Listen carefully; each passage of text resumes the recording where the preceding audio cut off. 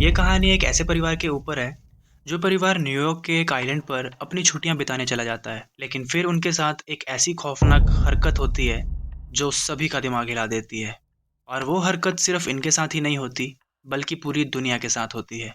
लेकिन आखिर ऐसा क्या हो जाता है, यही हम देखेंगे इस कहानी में।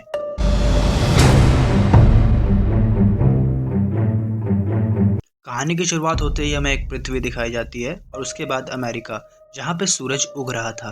और एक आम दिन से ही सब कुछ शुरू होता है और अब हम कहानी के अंत तक एक परिवार से जुड़े रहेंगे। क्ले सैनफोर्ड का परिवार, जिसमें वो और उसकी पत्नी अमेंडा और दो बच्चे रोज और आर्शी।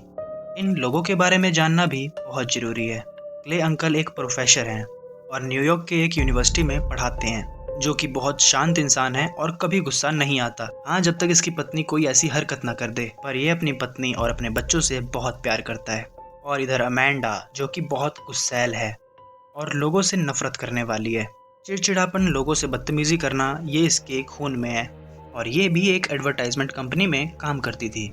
इनकी छोटी बेटी रोज एक मासूम सी बच्ची है जो आजकल फ्रेंड्स सीरीज का पहला सीजन देख रही है। आर्ची एक नौजवान लड़का है जिसने अभी अभी टेस्टोस्टेरोन को देखा है, जिसमें कुछ अच्छी बातें भी हैं, जैसे अपनी बहन को हमेशा तंग करते रहना और उसका मजाक उड़ाना।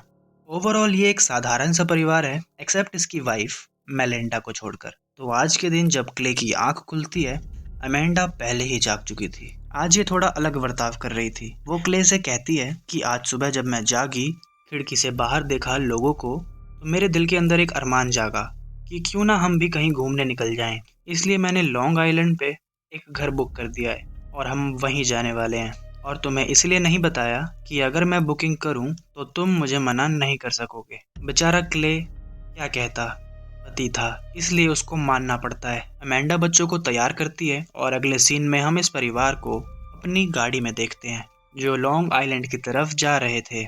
ये सभी काफ़ी खुश थे। कुछ घंटे बाद ये उस घर में पहुंच जाते हैं जो अमेंडा ने बुक किया था। घर काफ़ी शानदार था और इन्हें काफ़ी पसंद भी आता है। वहाँ पर एक पुल भी था, इसलिए बच्चे सीधा उसमें कूद गए। क्लेयर गाड़ी से सामान ले आता है और अमेंडा कहती है कि मुझे मार्केट से कुछ चरने का सामान लाना होगा।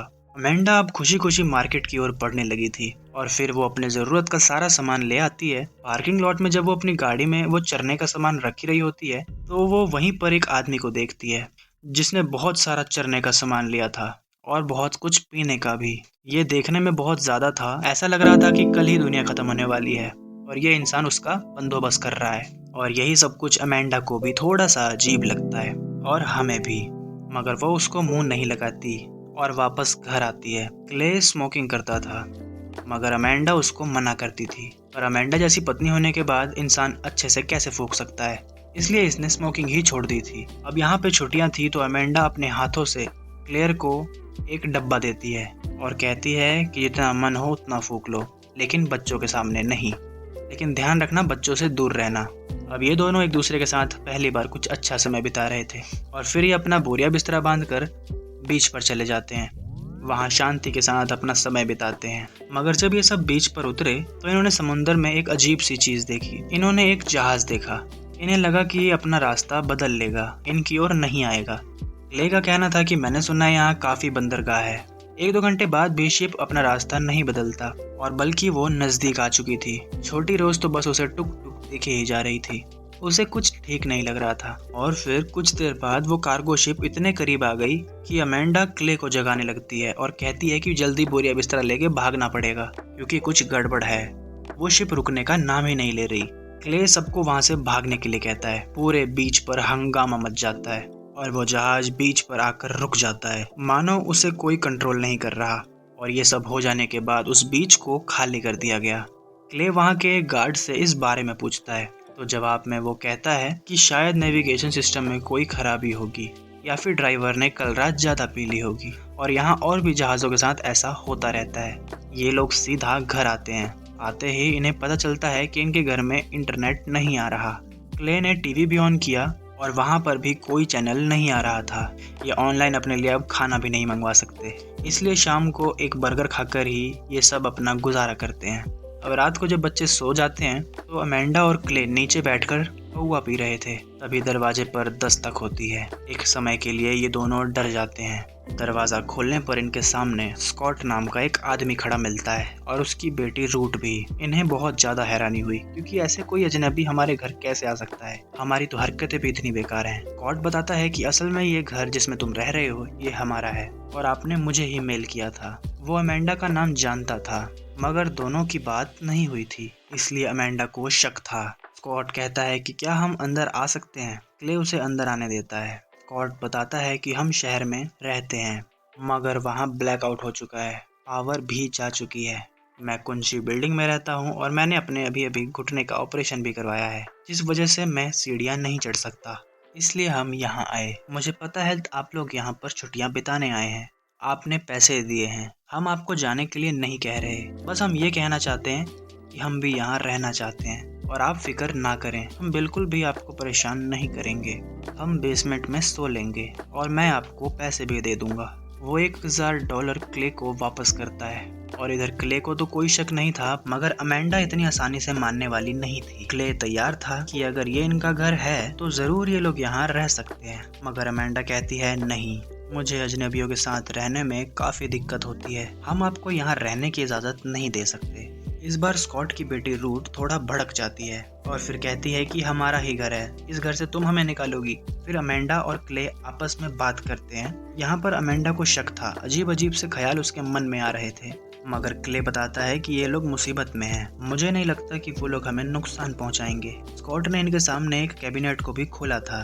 क्ले कहता है कि अगर ये इनका घर नहीं होता तो भला वो कैबिनेट की चाबी उनके पास कैसे आती। अमेंडा गुस्सा करती है और कहती है इस घर में उनकी एक भी तस्वीर नहीं है, वो झूठ बोल रहे हैं, ये घर उनका नहीं है, वो कुछ गलत इरादे से यहाँ आए हैं। क्ले समझाता है कि मैं उनसे बात करता हूँ, अगर मुझे थोड़ा सा भी शक हुआ तो मैं उन्हें जाने के लिए कह दूंगा। एक बार फिर से ये दोनों उससे बात करते हैं। स्कॉट बहुत अच्छे से पेश आता है। अमेंडा कहती है कि चलो ठीक है, मुझे अपनी आईडी दिखाओ, मगर एक समस्या थी, स्कॉट अपना वॉलेट कहीं भूल चुका था। खैर उसकी बातों से ऐसा तो नहीं लग रहा था कि वो कोई सनकी बावड़ा है, बल्कि अंदर ही अंदर वो काफी घबराया हुआ था। तभी रूट टीवी चलाती है जिसमें कोई चैनल नहीं दिखते और सिर्फ आपातकालीन प्रसारण चल रहा था और हर चैनल पर यही था। स्कॉट ने जैसा कहा कि शहर में ब्लैकआउट हुआ है, यहाँ इंटरनेट का काम ना करना, टीवी पर कोई खबर ना आना, ये सभी बातें इन्हें उलझन में डाल देती है। खैर एक बात तो साबित हो गई कि सच में कोई ना कोई तो गड़बड़ है, इसलिए स्कॉट और उसकी बेटी को वहाँ रहने दिया जाता है। हालांकि रूट इस बात से गुस्सा थी, ये कहती है कि हम अपने ही घर में परायों की तरह रह रहे हैं, क्या पता ये हमसे झाड़ू पोछा भी करवाने लगे। स्कॉट को अंदाजा था कि क्या हुआ है, मतलब उसे शक था, क्योंकि ये असल में एक साइबर सिक्योरिटी में था। अगली सुबह रोज अपनी माँ को जगाती है और कहती है मुझे फ्रेंड्स सीरीज का आखिरी एपिसोड देखना है, लेकिन इंटरनेट काम नहीं कर रहा, आप कुछ कर सकती हैं तो प्लीज करिए। उसके जाने के बाद जैसे ही अमेंडा अपना फ़ोन चेक करती है, उसे कुछ न्यूज़ अलर्ट्स मिलते हैं। जैसे ही वो क्ले को दिखाने जाती है, वो गायब हो जाती है और इधर क्ले उठकर कहता है कि शायद किसी ने सब कुछ हैक कर लिया है। मगर अमेंडा को एक ही बात की फिक्र थी और ये कि उनके घर में 2 अजनबी रह रहे हैं। कॉफ़ी पीने के बाद क्ले अमेंडा से कहता है कि मैं मार्केट जा रहा हूँ, शायद वहाँ मुझे कोई कुछ बता सके कि ये सब हो क्या रहा है। रूथ और स्कॉट जागते हैं। फिर अमेंडा इनको बताती है कि वो मार्केट गए हैं और न्यूज़ अलर्ट्स के बारे में बात करती है। ये सुनकर स्कॉट थोड़ा सा चौंक जाता है। अमेंडा पूछती है कि क्या हालात बेकाबू हो चुके हैं, तो स्कॉट मुस्कुराता हुआ कहता है कि नहीं, मुझे यकीन है कि सब कुछ ठीक हो जाएगा। असल में ये इन्हें डराना नहीं चाहता था। वो एक कंप्यूटर वायरस के बारे में बताता है जो साल 2000 में बना था। उसने कई कंपनियों का करोड़ों का नुकसान कर दिया था। बाद में पता चला कि ये काम फिलीपाइंस के 2 लड़कों का है, तो हो सकता है जो अभी हो रहा है ये बात इतनी बड़ी ना हो, शायद सिस्टम में कोई खराबी हो। हमें इसके बारे में ज्यादा सोचकर अपना दिमाग नहीं खराब करना चाहिए। चाहे स्कॉट उन्हें हिम्मत ही दे रहा था, मगर हालात बता रहे थे कि कुछ तो है जो ठीक नहीं है। स्कॉट की पत्नी और रूथ की माँ प्लेन से कहीं जा रही थी, तो स्कॉट और रूथ को उनकी भी चिंता थी, क्योंकि उनके सारे सिस्टम काम नहीं कर रहे थे। फिर जब रोज बाहर थी तो उसे काफी सारे हिरन दिखाई पड़ते हैं और ये हिरन सैकड़ों में थे और ये होना काफी ज्यादा अजीब था, क्योंकि जानवर ऐसा बर्ताव नहीं करते।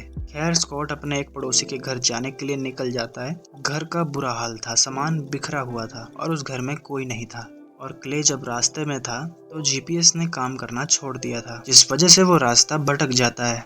वो घबराया हुआ था। फिर वो वापस गाड़ी में बैठ जाता है। तभी उसे अपने जैसी घबराई हुई एक औरत नजर आई, जो स्पेनिश में कह रही थी कि वो अपने घर का रास्ता भटक चुकी है और पिछले 2 दिन से उसने कुछ नहीं खाया है और पिछले 2 दिन से उसने किसी भी इंसान को नहीं देखा। उसे किसी को कॉल करनी है। एक तो क्ले को उसकी बात समझ नहीं आ रही थी और ऊपर से वो इतनी घबराई हुई थी कि क्ले वहां पर उसकी कोई मदद नहीं कर पाया और उसे वहीं छोड़कर वहां से निकल जाता है। थोड़ी देर बाद उसे एक प्लेन की आवाज आई। क्ले पीछे देखता है तो उस प्लेन से लाल रंग का कुछ तो नीचे गिर रहा था। वो गाड़ी भगाने लगता है, लेकिन असल में वो प्लेन से और कुछ नहीं, पेपर्स गिरा रहा था, लाल रंग के पेपर्स, जिसमें फारसी में कुछ लिखा था। वहाँ स्कॉट जब अपने पड़ोसी के घर आता है, वो तो उसे नहीं मिलता, मगर उसे पता था कि उसके पास एक सैटेलाइट फोन है, इसलिए वो फोन ले लेता है। यहाँ पर बच्चे इन सारी चीजों से अनजान थे, इसलिए वो जंगल में चले जाते हैं। अमेंडा और रूथ पूल के करीब बैठे होते हैं।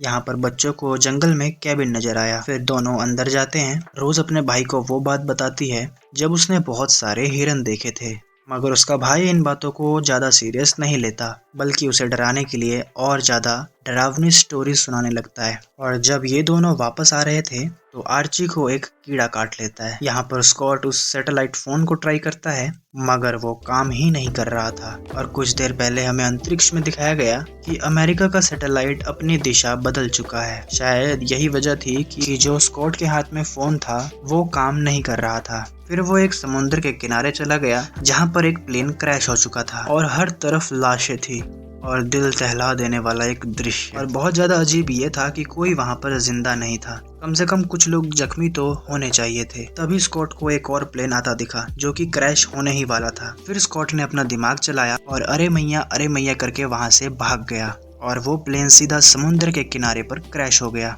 और एक बहुत बड़ी पानी की लहर आई, जिस वजह से स्कॉट गीला हो गया। और ये सब अपनी आंखों से देखने के बाद स्कॉट को समझ में आ गया कि कुछ तो गड़बड़ है और हालात काबू से बाहर हैं। अब ये घर पर आ तो जाता है, पर अपनी बेटी को सच नहीं बताता कि उसने एक प्लेन को क्रैश होता देखा। गीला होने का कारण वो पूल में गिरना बताता है। वो रूथ को सूखे कपड़े लाने के लिए भेजता है और अमेंडा को कहता है कि सैटेलाइट फोन काम नहीं कर रहे, सब कुछ बंद हो भी जाए तो भी सैटेलाइट फोन काम करते हैं। अमेंडा को यकीन नहीं आ रहा था, इसलिए स्कॉट बताता है कि मैंने एक प्लेन को अपनी आंखों से गिरते हुए देखा। बच्चे अभी भी बाहर थे। अचानक इन्हें एक आवाज सुनाई दी, तेज आवाज, जिस वजह से इन सबको अपने कानों पर हाथ रखना पड़ा। अमेंडा को बच्चों की फिक्र थी, इसलिए वो नंगे पैर भागते हुए पहुंच गई जंगल में। फिर वो अपने बच्चों को देखती है और फिर वो उन्हें अपने घर ले आती है, लेकिन क्ले अभी तक घर नहीं आया था। आर्ची का कहना था कि पता नहीं वो आवाज किस चीज की थी, पर मैंने कान सही से बंद नहीं किए थे और अब मुझे काफी अजीब लग रहा है। अमेंडा बच्चों को कमरे में भेज देती है और स्कॉट से पूछती है कि बताओ वो क्या था, तुम्हें सबकी जानकारी है। स्कॉट बताता है कि ये किसी प्लेन की आवाज नहीं हो सकती और ना ही ये कोई बॉम्ब था, ये किसी तरह का सोनिक हथियार हो सकता है। अभी मैं कुछ नहीं कह सकता। अमेंडा उस पर भड़क जाती है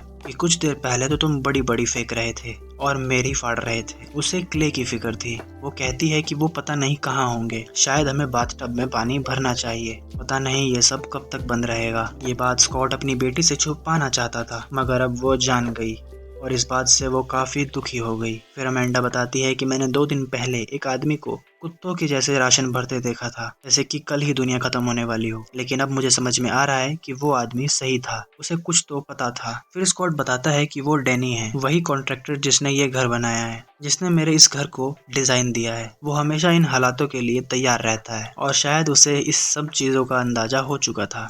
इतने में क्ले भी घर लौट आया, जो काफी डरा हुआ था। फिर वो बताता है कि मैंने रास्ते में एक प्लेन को देखा जो कि पेपर्स फेंक रहा था। आर्ची ने क्योंकि एक वीडियो गेम में एक वर्ड को देखा था, तो वो कहता है कि इस पेपर पर लिखा है अमेरिका की मौत, और बाकी क्या लिखा है ये मेरे दिमाग के ऊपर जा रहा है, मगर इसमें कोई शक नहीं कि अमेरिका पर हमला हो चुका है। किसने किया ये तो नहीं पता, लेकिन हालात ठीक नहीं हैं। जान बचाने के लिए अमेंडा और क्ले वापस से शहर जाने का फैसला ले लेते हैं। स्कॉट उन्हें सलाह देता है कि ऐसा मत करो, शहर के हालात बदतर होंगे, तुम लोगों को यहीं रुकना चाहिए हमारे साथ, यहाँ सुरक्षित रहोगे।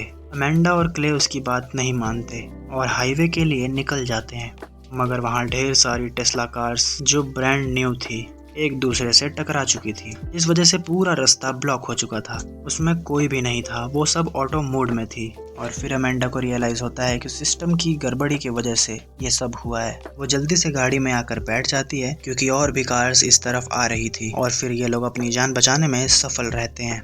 अब कोई और चारा नहीं था, इसलिए ये सब अपना मुंह लटकाकर वापस आ जाते हैं। अब सभी लोग काफी परेशान थे।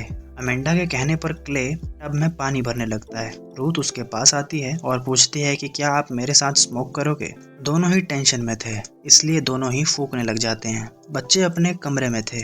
अमेंडा और स्कॉट के बीच बातें होती हैं, जिसमें स्कॉट बताता है कि वो अपने क्लाइंट से मिला था, जो बहुत बड़े प्रोजेक्ट्स पर काम करता है। इतने बड़े कि पेंटागन के खूबियां प्रोजेक्ट्स होते हैं। कुछ दिन पहले मैंने उसकी एक बहुत बड़ी अमाउंट ट्रांसफर की थी। बड़े लोगों को ऐसे चीजों की खबर बहुत पहले मिल जाती है। उसने सिर्फ इतना कहा मुझे कि अपना ख्याल रखना। अब मुझे उसकी बातें समझ आने लगी हैं। उसे मेरे लिए बुरा लग रहा था। इसके अलावा भी इन दोनों में बहुत सी बातें होती हैं। फिर गम बुलाने के लिए ये म्यूजिक लगाते हैं और नाचने लग जाते हैं। और यहाँ घर के लॉन में रूथ और क्ले बैठकर इस हालात को लेकर बात कर रहे थे। क्ले बताता है कि एक बात हमने तुम लोगों से छुपाई थी। वो ये थी कि जब हम बीच पर गए थे, वहाँ एक समुद्री जहाज आकर रुका। वो बेकाबू हो चुका था। इतने में इन्हें एक आवाज सुनाई दी। ये पूल में जाते हैं तो वहाँ ढेर सारे बत्तख आ चुके थे। और एक और अजीब सी चीज, वहाँ घर में अमेंडा स्कॉट को गले से लगाती है और हौसला देती है कि तुम जल्द ही अपनी वाइफ से मिलोगे। और फिर थोड़ी देर बाद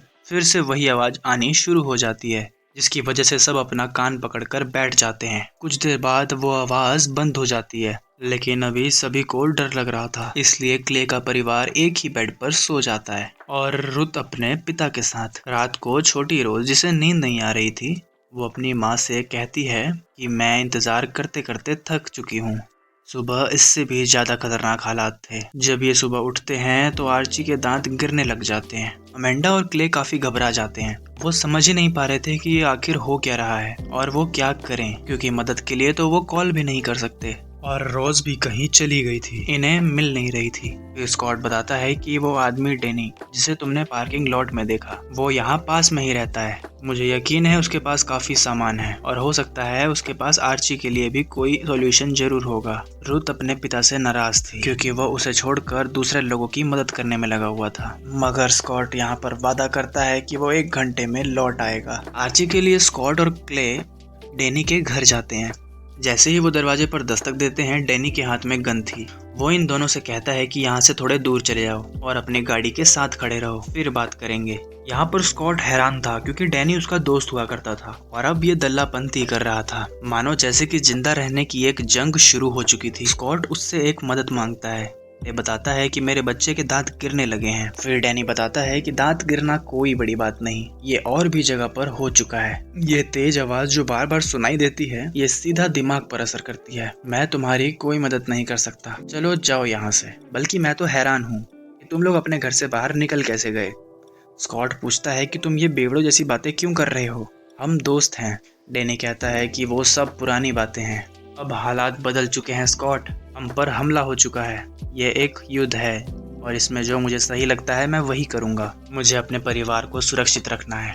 फिर क्ले कहता है कि हम भला कहाँ जाएं, किससे मदद मांगें। फिर अचानक स्कॉट और डैनी में बहस छिड़ जाती है। दोनों एक दूसरे पर गन पॉइंट कर देते हैं, मगर क्ले उनके बीच आता है लड़ाई को छुड़वाने के लिए। डैनी से विनती भी करता है कि प्लीज ऐसा मत करो, हमारी मदद करो।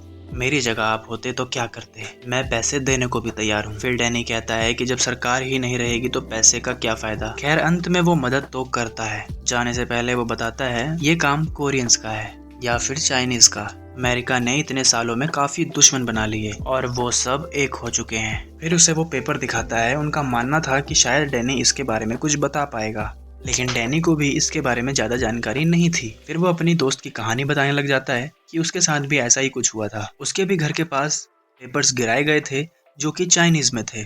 खैर स्कॉट, क्ले और आर्ची वापस से कार में बैठ जाते हैं। यहाँ दूसरी तरफ हम रूथ और अमेंडा को जंगल में देखते हैं, जो रोज को ढूंढने निकले थे।